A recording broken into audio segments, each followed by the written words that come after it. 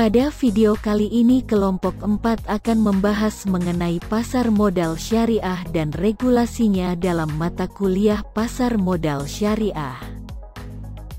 Sebelum memasuki pembahasan, mari berkenalan terlebih dahulu dengan anggota kelompok 4. Yang pertama ada Nurhaliza, Melisa Putri, Wahdatul Husna, Bella Dita Aldamara, dan yang terakhir cowok paling ganteng sejagat raya yaitu Ahmad Fuadi. Poin-poin yang akan kita bahas pada video kali ini adalah pengertian pasar modal syariah, sejarah pasar modal syariah, fungsi dan karakteristik pasar modal syariah, struktur pasar modal syariah, instrumen pasar modal syariah, risiko pasar modal syariah, dan regulasi pasar modal syariah. Apa itu pasar modal? Seperti yang telah dijelaskan di slide, pengertian pasar modal sesuai dengan Undang-Undang Nomor 8 Tahun 1995 tentang pasar modal, di mana pasar modal merupakan kegiatan yang bersangkutan dengan penawaran umum dan perdagangan efek, perusahaan publik yang berkaitan dengan efek yang diterbitkannya, serta lembaga dan profesi yang berkaitan dengan efek. Pasar modal syariah merupakan kegiatan pasar modal yang tidak bertentangan dengan prinsip syariah di pasar modal. Nah, kegiatan di pasar modal syariah berkaitan dengan perdagangan surat berharga atau efek syariah yang telah ditawarkan kepada masyarakat dalam bentuk penyertaan kepemilikan saham atau penerbitan obligasi syariah. Sejarah pasar modal syariah dimulai dengan diterbitkannya reksadana syariah oleh PT Dana Reksa Investment Management pada tanggal 3 Juli 1997. Kemudian, pada tanggal 3 Juli tahun 2000, Bursa Efek Indonesia atau yang dikenal dengan Bursa Efek Jakarta bekerjasama dengan PT Dana Reksa Investment Management meluncurkan Jakarta Islamic Index. Pada bulan September tahun 2002, instrumen investasi syariah di pasar modal terus bertambah dengan kehadiran obligasi syariah PT Indosat. Kemudian pada tahun 2003, perkembangan pasar modal syariah ditandai dengan pembentukan tim pengembangan pasar modal syariah. Pada tahun 2004, pengembangan pasar modal syariah masuk dalam struktur organisasi Bapepam dan LK. Kemudian, pada tanggal 23 November 2004, Bapepam LK menerbitkan paket peraturan Bapepam dan LK terkait pasar modal syariah. Kemudian, pada tanggal 31 Agustus 2007, Bapepam LK menerbitkan Peraturan Bapepam dan LK Nomor 2K1 tentang kriteria dan penerbitan daftar efek syariah. Pada tanggal 7 Mei 2008, disahkannya Undang-Undang Nomor 19 Tahun 2008 tentang Surat Berharga Syariah Negara. Dan pada tanggal 30 Juni tahun 2009, Bapepam LK telah melakukan penyempurnaan terhadap Peraturan Bapepam LK Nomor 9A13. Di pasar modal juga memiliki karakteristik pasar modal. Yang pertama yaitu semua saham harus diperjualbelikan pada bursa efek. Kemudian, bursa perlu mempersiapkan pasca perdagangan di mana saham dapat diperjualbelikan melalui pialang.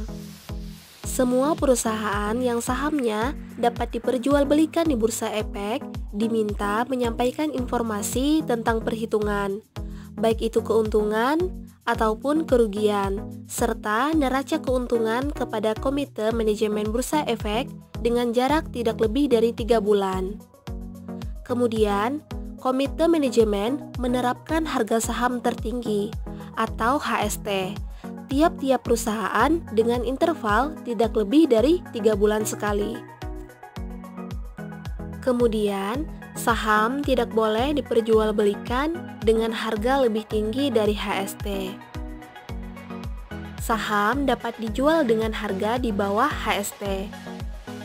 Di sini, komite manajemen harus memastikan bahwa semua perusahaan yang terlibat dalam bursa efek mengikuti standar akuntansi syariah. Perdagangan saham mestinya hanya berlangsung dalam 1 minggu periode perdagangan setelah menentukan HST. Dan perusahaan hanya dapat menerbitkan saham baru dalam periode perdagangan dengan harga HST. Selanjutnya, kita akan membahas mengenai struktur pasar modal syariah. Struktur pasar modal syariah terdiri dari pengelola dan pelaku. Pengelola pasar modal syariah terdiri dari yang pertama yaitu BAPEPAM LK atau Badan Pengawas Pasar Modal dan Lembaga Keuangan. BAPEPAM LK bertugas untuk membina, mengatur, dan mengawasi sehari-hari kegiatan pasar modal, serta merumuskan dan melaksanakan kebijakan dan standarisasi teknis di bidang lembaga keuangan. Tujuan lembaga ini yaitu untuk mewujudkan terciptanya kegiatan pasar modal yang teratur, wajar, dan efisien, serta melindungi kepentingan pemodal dan masyarakat. Pengelola selanjutnya yaitu Bursa Efek. Bursa Efek adalah pihak yang menyelenggarakan dan menyediakan sistem atau sarana untuk mempertemukan penawaran jual dan beli efek dari pihak-pihak yang ingin memperdagangkan efek tersebut. Kemudian, pengelola yang ketiga yaitu Lembaga Clearing dan Penjaminan. Lembaga Clearing dan Penjaminan adalah pihak yang menyelenggarakan jasa clearing dan penjaminan penyelesaian transaksi bursa. Pengelola selanjutnya yaitu Lembaga Penyimpanan dan Penyelesaian. Lembaga Penyimpanan dan Penyelesaian adalah pihak yang menyelenggarakan kegiatan kustodian sentral bagi bank kustodian, perusahaan efek, dan pihak lain. Fungsi dari LPP adalah menyediakan layanan jasa kustodian sentral dan penyelesaian transaksi yang teratur, wajar, dan efisien. Pengelola selanjutnya yaitu penyelenggara perdagangan surat utang negara di luar Bursa Efek. Penyelenggara perdagangan surat utang negara di luar Bursa Efek ini adalah pihak yang telah memperoleh izin usaha dari BAPEPAM untuk menyelenggarakan perdagangan surat utang negara di luar dari Bursa Efek. Selain pengelola, di dalam pasar modal syariah juga terdapat pelaku yang menjalankan pasar modal syariah. Di antaranya yaitu ada emiten atau perusahaan yang menjual surat-surat berharga. Selain itu juga terdapat investor atau pemodal yang menanamkan modalnya pada perusahaan yang melakukan emisi. Pelaku selanjutnya yaitu perusahaan pengelola dana atau perusahaan yang beroperasi di pasar modal dengan mengelola modal yang berasal dari investor. Kemudian, pelaku selanjutnya yaitu reksadana. Reksadana adalah wadah yang digunakan untuk menghimpun dana dari masyarakat pemodal. Untuk selanjutnya, diinvestasikan dalam portofolio efek oleh manajer investasi. Pembahasan selanjutnya kita akan membahas mengenai instrumen pasar modal syariah. Instrumen pasar modal syariah terdiri dari saham. Saham merupakan surat berharga yang bersifat kepemilikan terhadap suatu perusahaan. Maksudnya di sini, si pemilik saham merupakan pemilik dari perusahaan. Instrumen selanjutnya yaitu obligasi syariah atau yang dikenal dengan sukuk. adalah efek syariah berbasis sekuritisasi aset dan termasuk ke dalam efek pendapatan tetap, yang penerbitan, penggunaan, dan perdagangan sukuk tidak boleh bertentangan dengan prinsip syariah. Dan instrumen yang ketiga yaitu reksadana syariah. Reksadana syariah merupakan sarana investasi campuran yang menggabungkan saham dan obligasi syariah dalam satu produk yang dikelola oleh manajer investasi.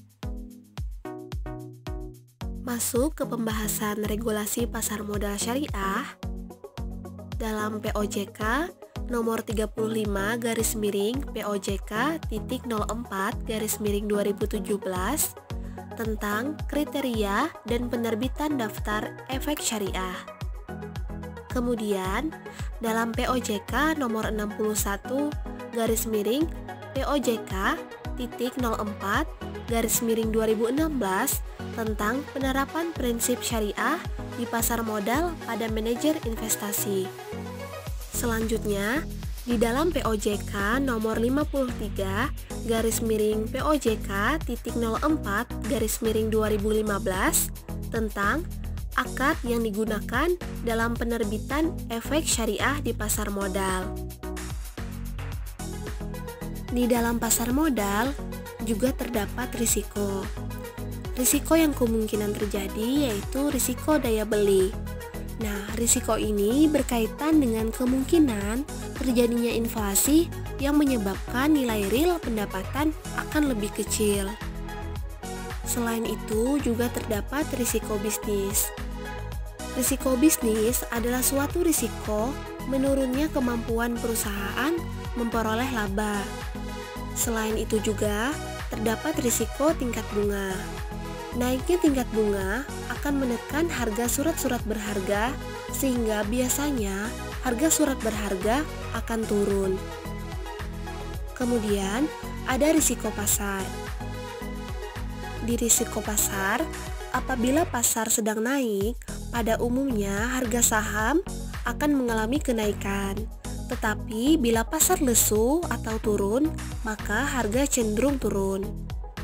Risiko yang terakhir yang kemungkinan terjadi yaitu risiko likuiditas. Nah, risiko ini berkaitan dengan kemampuan suatu surat berharga untuk segera diperjualbelikan tanpa mengalami kerugian yang berarti.